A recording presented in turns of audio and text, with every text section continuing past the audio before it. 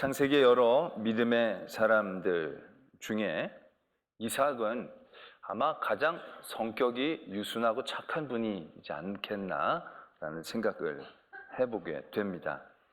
아버지 아브라함이 이삭을 데리고 모리아 땅으로 갔을 때 그 아버지 아브라함이 이삭을 묻고 번제로 드리려고 했습니다. 그때 이삭은 아무런 반항의 흔적을 남기지 않습니다. 아버지가 나이가 많았기 때문에 어느 정도 뿌리치고 도망가면 쫓아가기 쉽지 않은 상황이었을 터인데 이삭은 말하자면 잡혀주고 묶여 준 것에 가깝지 않겠나 생각이 됩니다. 그래서 번제 아버지가 찌르려고 할 그때까지도 순종함으로 그 일들을 그냥 받아들인 분이 바로 이삭이다라는 것입니다. 또한 그가 살면서 큰 흉년을 만나게 됩니다. 아브라함이 처음에 만났던 것 같은 아주 극심한 흉년이었던 것 같습니다. 그 지역의 흉년은요, 비가 내리지 않는 것을 의미합니다. 그렇기 때문에 흉년이 되면 사람들은 자연히 늘 물이 있을 애굽으로 내려가게 됩니다. 근데 그때 하나님이 나타나셔서 이삭에게 애굽으로 가지 말고 그랄 땅으로 가라고 말씀하십니다. 그랄 땅은 솔직히 지금 그 이삭이 살고 있는 땅하고 큰 차이가 없어 보이는 땅일 수도 있습니다. 그러나 순종함으로 그 그랄 땅에 내려가지요. 그랬더니 그해 이삭이 그 땅에서 농사를 짓고 100배의 소출을 얻게 됩니다. 그랬더니 그 지역에 있던 사람들이 시기를 하게 되죠. 그러면서 이삭이 팠던 우물들을 막고 빼앗기 시작합니다.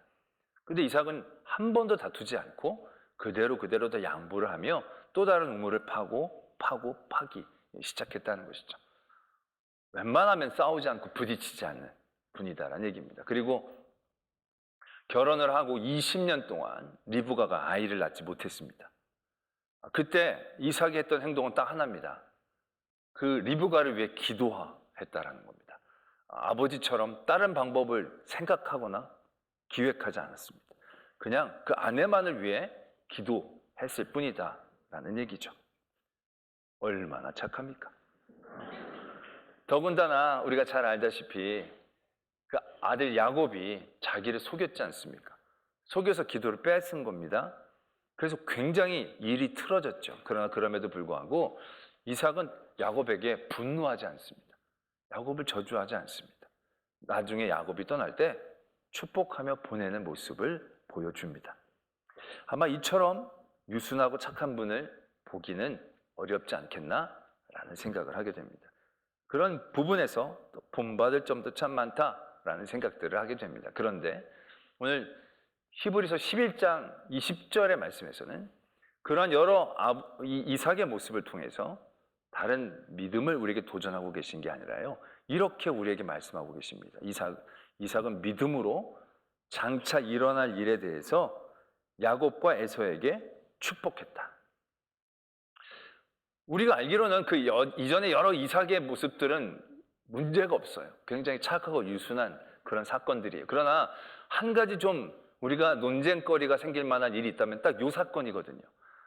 야곱에서 편애해서 축복 기도를 해주려고 했던 이게 문제인데, 히브리서에서는 이 부분을 믿음으로 여겨주면서 이 믿음을 우리에게 도전하고 계신다라는 것입니다. 도대체 어떤 믿음을 우리가 도전받아야 하는 것인가? 오늘 우리는 그 사건을 다시 한번 찬찬히 들여다보려고 합니다.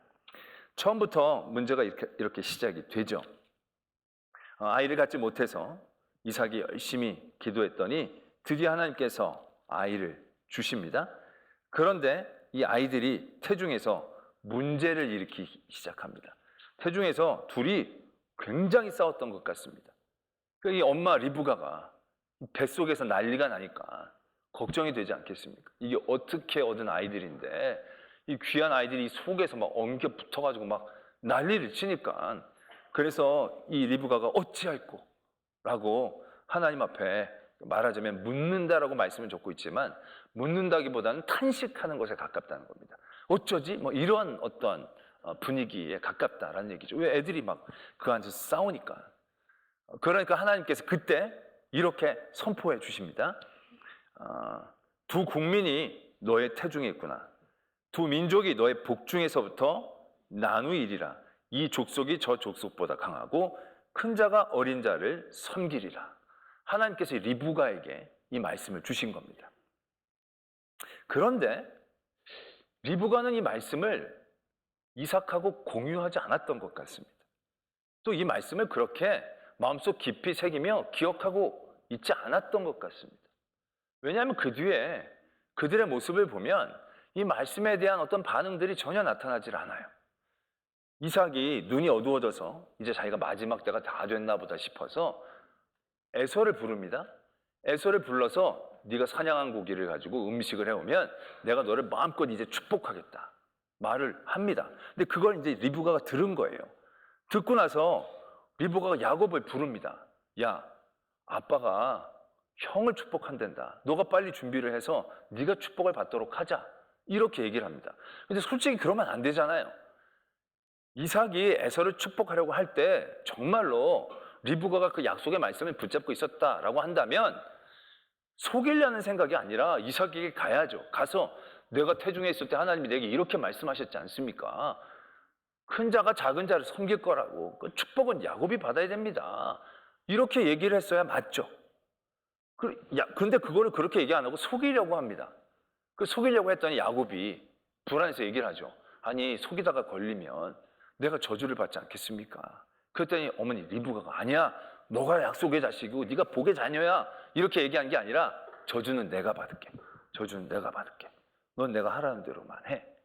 라고 얘기하고 있다라는 겁니다. 성경에도 적혀져 있지만 이 리브가의 야곱 사랑은 어떻게 보면 하나님의 약속에 의한 사랑이라기보다는 그냥 자기의 기호로 사랑하는 거예요. 이삭도 에서를 사랑하면 안 되죠. 에서만 사랑하면 안 되는데 말씀이 그렇게 적혀져 있습니다. 이삭은 에서가 사냥해온 음식을 좋아했기 때문에 에서를 사랑한 거예요. 리브가는 야곱이 조용하고 장막에 거하기를 좋아하니까 사랑한 거예요. 하나님의 약속이나 말씀이 그 안에 있는 게 아니에요. 완전히 자기가 좋아하는 대로 좋아하고 그래서 이런 일들이 벌어진 거예요. 그래서 작전대로 리브가가 세운 작전대로 성공을 하죠. 그래서 야곱이 이삭이 완전히 속아서 야곱이 에서인 줄 알고 축복 기도를 해줍니다.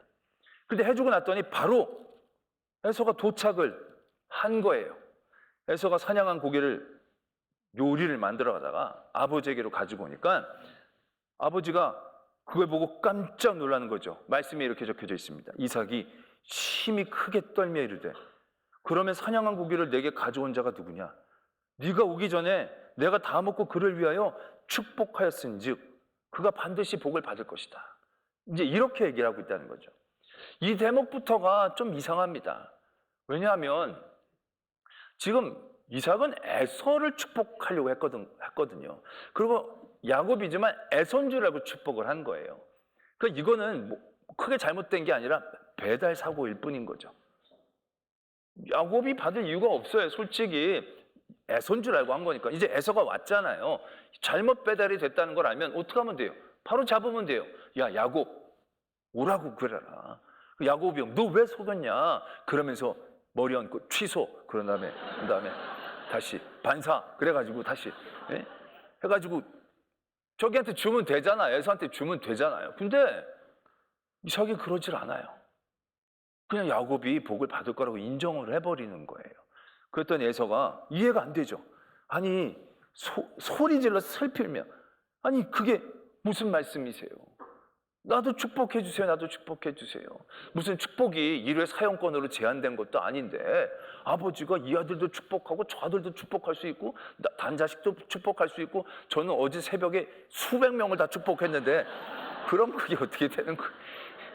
이 축복 기도가 그런 게 아닌데 뭐 이렇게 딱딱하게 구시느냐. 그럴 수 있잖아요. 그 소리를 지르면서 슬피 울면서 얘기하는 거예요.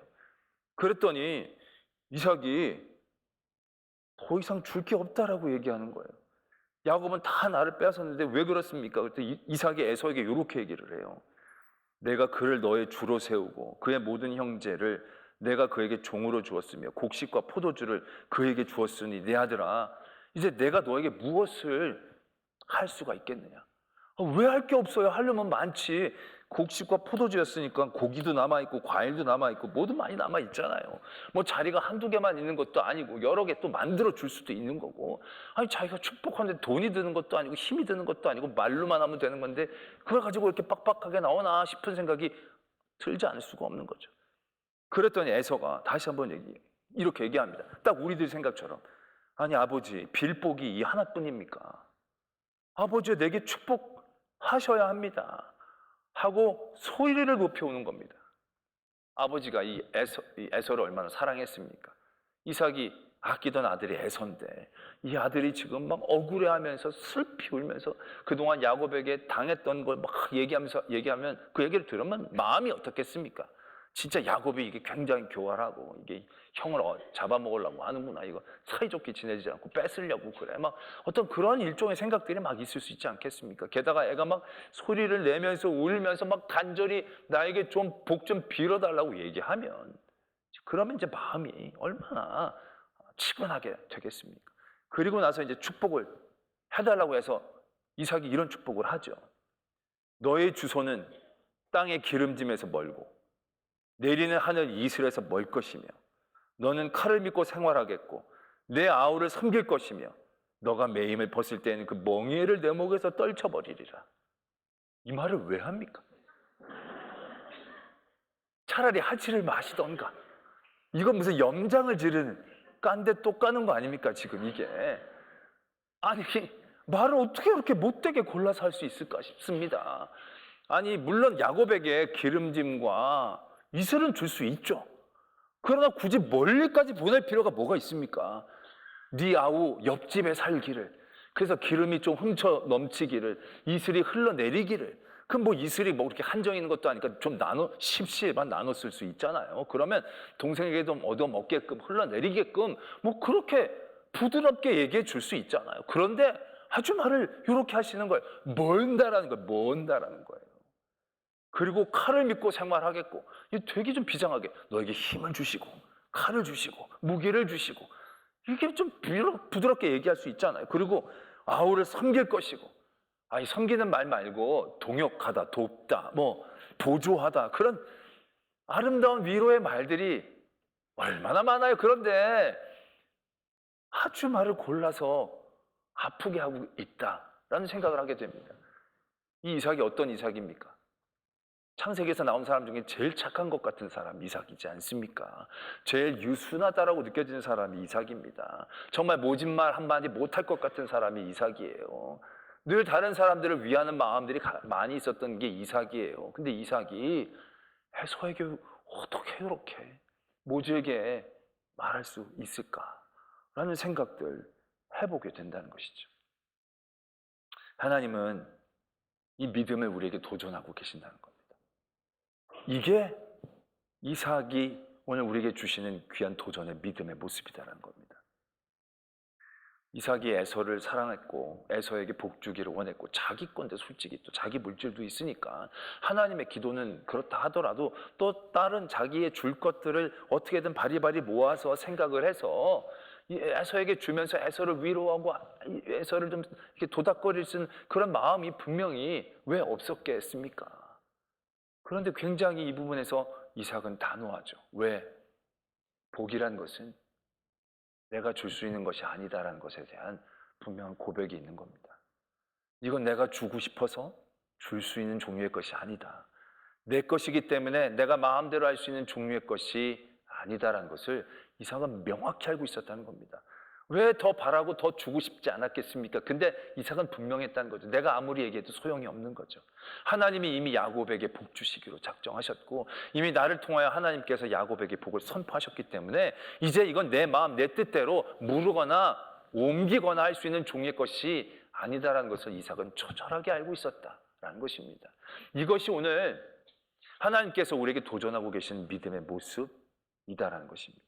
이런 믿음의 모습이 왜 중요하냐면, 초기 교회 많은 성도들이 세상으로부터 이러한 유혹과 위협들을 받게 됩니다. 뭐냐면, 세상이 성도들에게 내가 너를 좌지우지할 수 있는 힘이 있다. 내가 너를 복되게도 할 수 있고 내가 너를 망하게도 할 수 있다. 세상은 성도들을 이렇게 윽박지릅니다. 그래서 세상은 그들에게 돈을 주었다가 뺏을 수도 있는 능력을 보여주죠. 세상은 그들을 묶어놨다가 풀어줄 수 있는 힘도 보여줍니다. 세상은 그들을 높여놨다가 떨어뜨리려고 하는 그들의 힘을, 능력을 과시하게도 됩니다. 그러다 보면 생각을 하죠. 세상에 힘이 있구나. 내 복이 세상의 손에 잡혀 있구나. 저들이 주고자 하면 줄 수 있고 뺏고자 하면 뺏을 수도 있겠구나 라는 생각들을 가지게 된다는 것입니다. 물론 세상이 돈도 줄 수 있고 뺏을 수 있습니다. 세상이 우리를 묶어놓을 수도 있고 우리를 풀어줄 수도 있습니다. 세상은 우리에게 권세도 줍니다. 또 우리에게 복이라고 이야기하는 여러 기쁨과 즐거움을 세상이 우리에게 줄 수 있습니다. 세상이 우리에게 주는 것처럼 우리는 그렇게 느껴지니까요. 그런데 세상이 주는 돈과 세상이 주는 명예와 세상이 주는 즐거움이 복이라고 생각해서는 안 된다는 겁니다. 복은 하나님만이 주실 수 있는 겁니다. 복은 하나님이 주권을 가지고 계시는 거예요.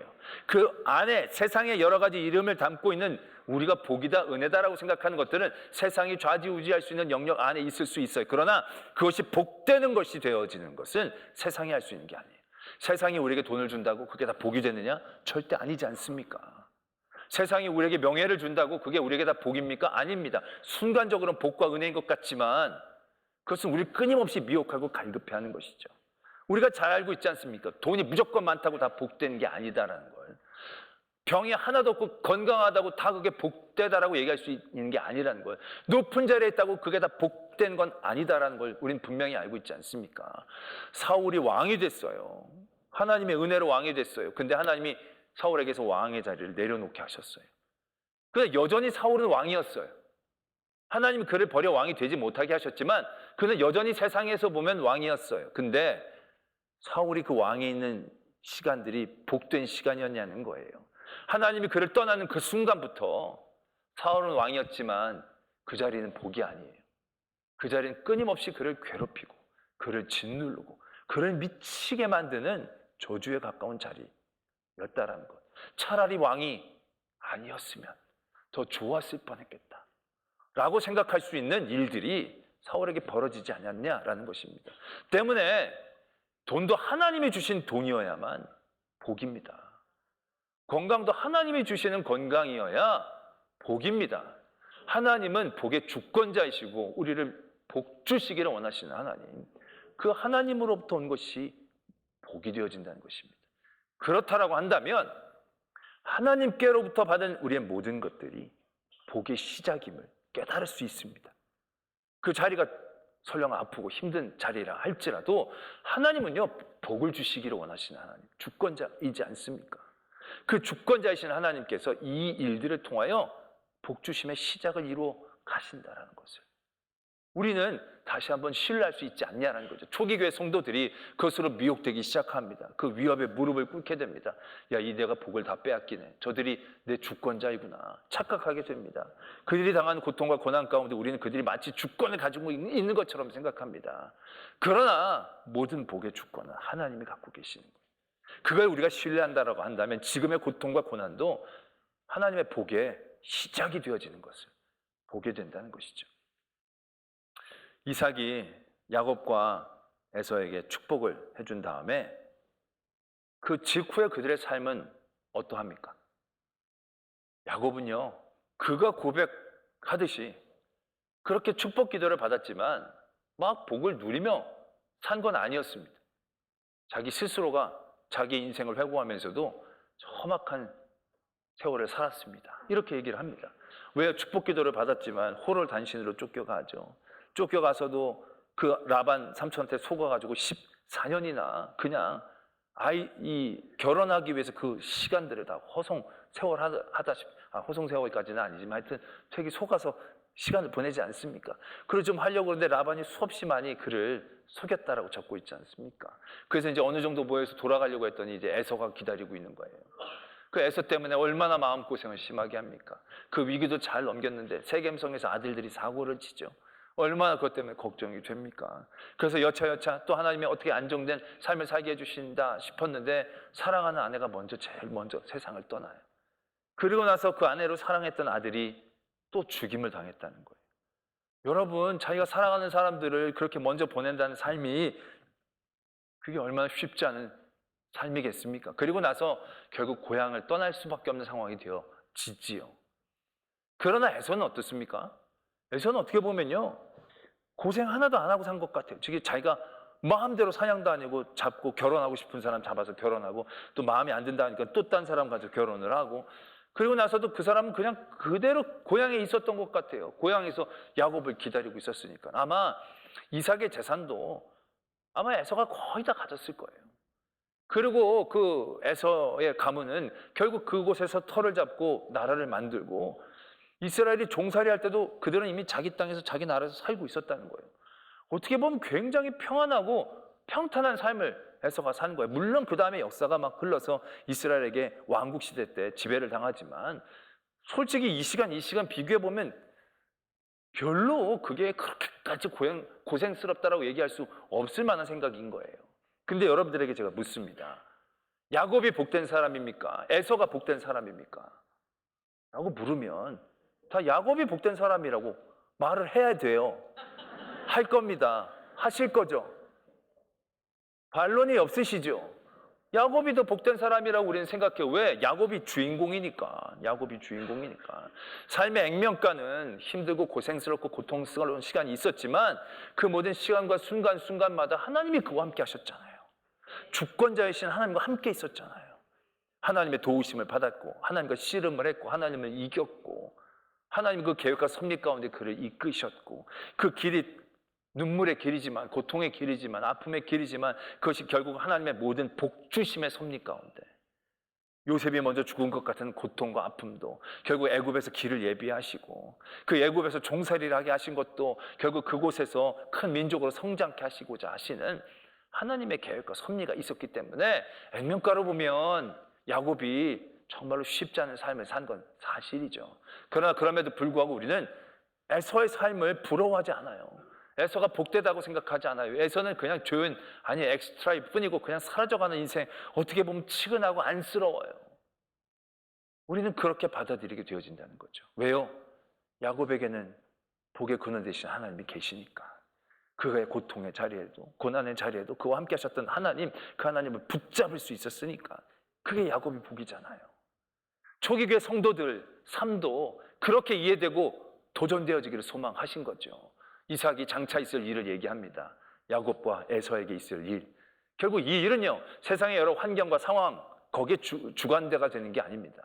오직 믿음, 하나님께서 선포하신 그 일 그대로 이루어지는 거예요. 액면가는 힘들지라도 이게 힘든 게 아닌 거예요.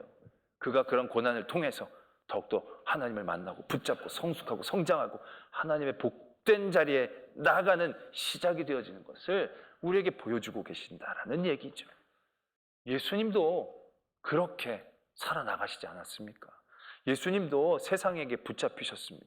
마치 세상이 짜놓은 그 작전에 예수님이 빠진 것 같아 보이지 않습니까? 세상이 주관자처럼 예수님의 모든 것들을 좌지우지한 것처럼 여겨지지 않습니까? 예수님을 끌고 갔고 예수님을 때렸고 예수님을 달았고 예수님을 죽였고 다 세상이 한 것처럼 보이지 않습니까? 그러나 결국 그 모든 순간과 시간들 세상의 주권자가 아니었지 않습니까? 하나님이 그걸 그냥 두신 거죠. 하나님의 주권 안에 그 모든 것들이 이루어지고 있었던 것뿐입니다. 세상이 마치 득세하는 것처럼 나서지만 그들은 예수님을 좌지우지한 게 아니었다는 얘기예요. 하나님은 그 모든 세상의 공격, 세상의 모든 악, 세상의 모든 고통을 복으로 바꾸시는 하나님이신 거예요. 그가 맞았고 그가 피 흘렸기 때문에 우리의 고통과 피 흘림의 자리에서 완벽하고 온전한 승리를 우리에게 주실 수 있게 되어졌다는 것이죠. 그가 우리에게 생명을 주셨기 때문에 죽음이란 사망 권세를 이길 수 있는 완벽하고 놀라운 승리, 완벽한 복이 우리에게 임했다라는 것을 우리는 분명히 깨달아야 한다는 것입니다. 오늘 믿음으로 장차의 일을 축복했던 그 이삭의 마음들을 우리가 분명히 가져야 합니다. 저에게 큰 마음은 아니지만 모든 복의 주권자는 하나님이시고 내게 복 주시기를 원하시고 야곱처럼 우리를 택하시고 우리의 모든 일들을 얘기해 주신 하나님이시기 때문에 그 과정은 엎치락 뒤치락 할 수 있겠지만 그 모든 과정은 결국 복으로 향하고 있음을 신뢰함으로 담대히 하나님의 복을 바라고 나아가는 저와 여러분들이 되어지기를 도전합니다.